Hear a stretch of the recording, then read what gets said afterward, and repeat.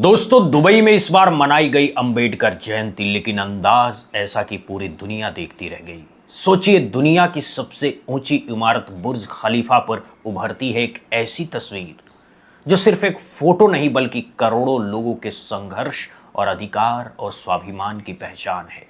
जी हाँ दोस्तों, डॉक्टर भीमराव अंबेडकर। आज बात करेंगे उस ऐतिहासिक पल की जब डॉक्टर भीमराव अंबेडकर का चेहरा बुर्ज खलीफा से पूरी दुनिया को झकझोर दिया।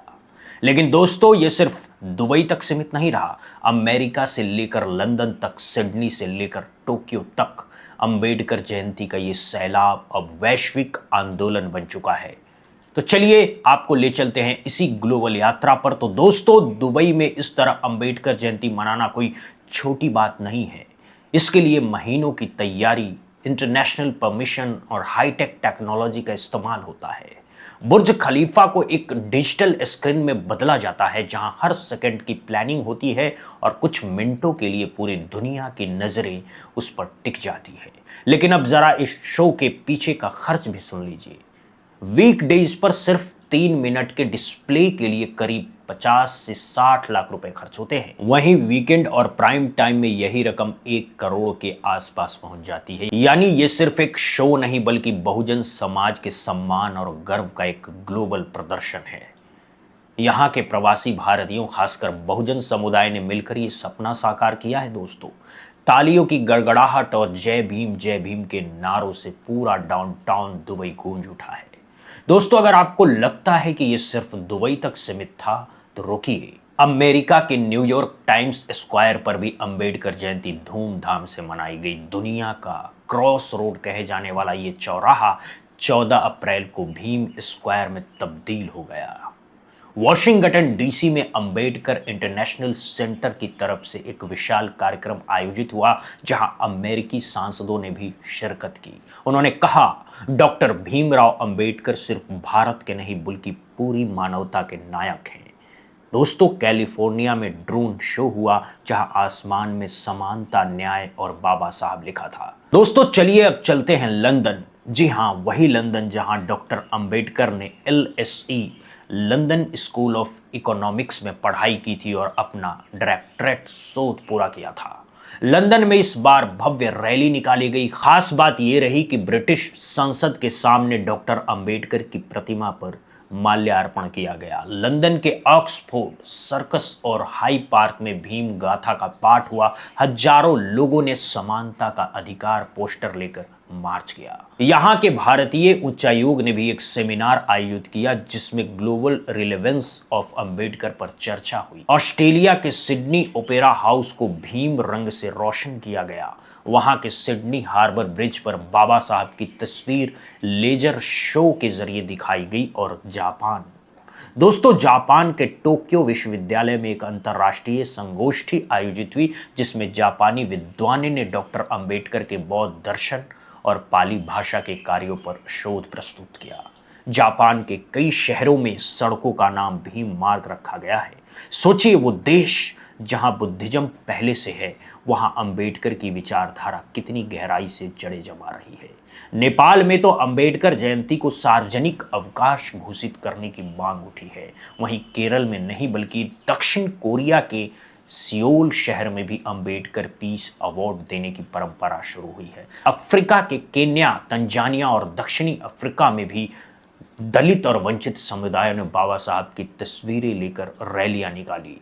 दक्षिण अफ्रीका में नेल्सन मंडेला फाउंडेशन ने डॉक्टर अंबेडकर को दुनिया का सबसे बड़ा सामाजिक क्रांतिकारी बताया। दोस्तों, इतनी बड़ी ग्लोबल घटनाओं के बाद अब भारत की बात लेते हैं।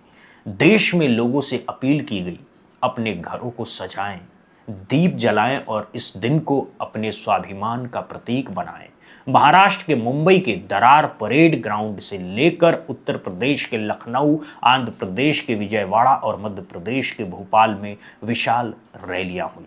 लेकिन सबसे दिलचस्प बात यह है कि देश के स्कूलों और कॉलेजों में भीम गीत और संविधान की प्रस्तावना पढ़ी जा रही है। मैसेज साफ है, असली ताकत सिर्फ बड़े मंचों पर नहीं बल्कि हर घर, हर दिल में होती है। तो दोस्तों, दुबई में मनाई गई अंबेडकर जयंती सिर्फ एक जश्न नहीं बल्कि एक ऐलान है कि बहुजन विचार अब रुकने वाला नहीं है और जिस सोच ने समाज को बराबरी का हक दिया उसका सम्मान पूरी दुनिया करेगी। दोस्तों, आज 14 अप्रैल सिर्फ एक तारीख नहीं बल्कि भारत के इतिहास का वो अध्याय है जिसने करोड़ों लोगों की तकदीर बदल दी। आज दिन है डॉक्टर भीमराव अंबेडकर की जयंती का, वो शख्स जिसने न सिर्फ भारत का संविधान लिखा बल्कि उस समाज की नींव रखी जहां बराबरी सिर्फ किताबों में नहीं बल्कि जिंदगी में महसूस हो।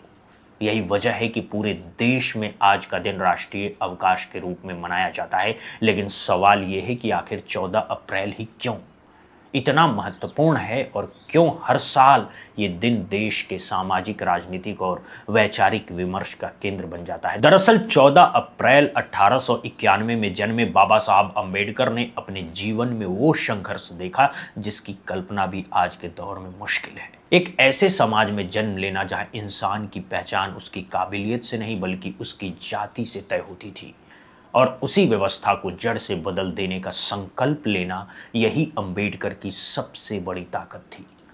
बचपन में स्कूल में अलग बैठाया जाना, पानी तक छूने की इजाज़त न होना, ये सिर्फ घटनाएं नहीं थी बल्कि वो जख्म थे जिन्होंने उनके भीतर बदलाव की आग जलाई। उन्होंने कोलंबिया यूनिवर्सिटी और लंदन स्कूल ऑफ इकोनॉमिक्स जैसे प्रतिष्ठित संस्थानों से उच्च शिक्षा हासिल की, अर्थशास्त्र, कानून और राजनीति की गहरी समझ विकसित की।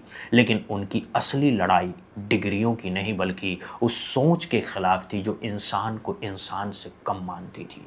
उन्होंने साफ कहा था कि शिक्षा ही वो हथियार है जिससे समाज को बदला जा सकता है और यही वजह है कि उन्होंने जीवन भर शिक्षा, जागरूकता और संगठन पर जोर दिया। जब भारत आज़ाद हुआ तो देश के सामने सबसे बड़ी चुनौती थी एक ऐसा संविधान बनाना जो हर नागरिक को समान अधिकार दे सके और इस ऐतिहासिक जिम्मेदारी को निभाया डॉक्टर भीमराव अंबेडकर ने। उन्होंने कॉन्स्टिट्यूशन ऑफ इंडिया के जरिए एक ऐसा ढांचा तैयार किया जिसमें हर व्यक्ति को समानता, स्वतंत्रता और न्याय का अधिकार मिला।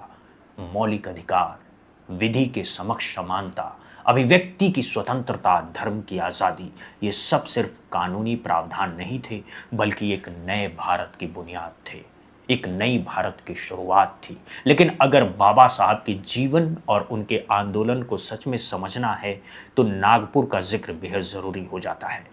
नागपुर सिर्फ एक भौगोलिक स्थान नहीं बल्कि सामाजिक क्रांति की वो धरती है जहाँ इतिहास ने नई दिशा लिखी। यही दीक्षा भूमि पर 14 अक्टूबर 1956 को बाबा साहब ने लाखों अनुयायियों के साथ बौद्ध धर्म स्वीकार किया।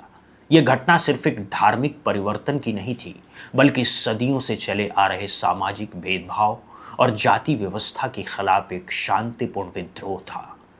उस दिन नागपुर ने देखा कि कैसे एक नेता अपने लोगों को आत्मसम्मान, बराबरी और नई पहचान की राह दिखा रहा है। आज भी हर साल दीक्षा भूमि पर लाखों लोग पहुंचते हैं, सिर्फ श्रद्धांजलि देने नहीं बल्कि उस विचार को महसूस करने जिसने इंसान को सिर उठाकर जीना सिखाया। अंबेडकर की लड़ाई सिर्फ संविधान तक सीमित नहीं थी, उन्होंने जमीन पर उतरकर संघर्ष किया। महार सत्याग्रह के जरिए उन्होंने पानी जैसे बुनियादी अधिकार के लिए आवाज उठाई। काला राम टेम्पल एंट्री मूवमेंट के जरिए धार्मिक स्थलों में बराबरी की मांग की और हर मंच से यही कहा, अगर समाज में बराबरी नहीं है तो आज़ादी अधूरी है। उन्होंने महिलाओं के अधिकारों के लिए भी उतनी ही मजबूती से आवाज उठाई। हिंदू कोर्ट बिल के जरिए उन्होंने महिलाओं को संपत्ति, विवाह और अधिकारों में बराबरी देने की कोशिश की। भले ही उस समय उन्हें विरोध झेलना पड़ा लेकिन उनके विचारों ने आगे चलकर समाज को बदलने का रास्ता तैयार किया। 14 अप्रैल को राष्ट्रीय अवकाश घोषित करना सिर्फ एक औपचारिकता नहीं, ये उस सम्मान का प्रतीक है जो देश अपने महानायक को देता है। आज चैत्य भूमि से लेकर देश के हर कोने तक लोग उन्हें याद कर रहे हैं। रैलियां, कार्यक्रम, श्रद्धांजलि सभाएं, हर जगह एक ही नाम गूंज रहा है, बाबा साहब, बाबा साहब, बाबा साहब। लेकिन अंबेडकर जयंती की अहमियत सिर्फ भारत तक सीमित नहीं रही, आज दुनिया के कई देशों में भी इसे मनाया जाता है। उन्हें मानव अधिकारों के सबसे बड़े योद्धाओं में गिना जाता है। अब सबसे बड़ा सवाल, क्या अंबेडकर सिर्फ इतिहास बनकर रह गए हैं या आज भी उतने ही जरूरी हैं? जब हम आज भी समाज में जातीय भेदभाव, असमानता और न्याय की खबरें देखते हैं तो समझ आता है कि उनका सपना अभी भी अधूरा है। उनकी सोच आज भी हमें आईना दिखाती है। आज 14 अप्रैल को याद करना सिर्फ एक श्रद्धांजलि नहीं है, ये एक जिम्मेदारी है। खुद से सवाल पूछने की जिम्मेदारी, क्या हम सच में उस संविधान के प्रति ईमानदार हैं? क्या हम उस बराबरी को जी रहे हैं जिसके लिए बाबा साहब ने संघर्ष किया? क्योंकि सच्चाई यही है, अंबेडकर सिर्फ एक नाम नहीं, वो एक विचार है, एक आंदोलन है। और जब तक इस देश में बराबरी, न्याय और अधिकार की बात होती रहेगी, तब तक डॉक्टर बाबा साहब अंबेडकर जिंदा रहेंगे। जय भीम।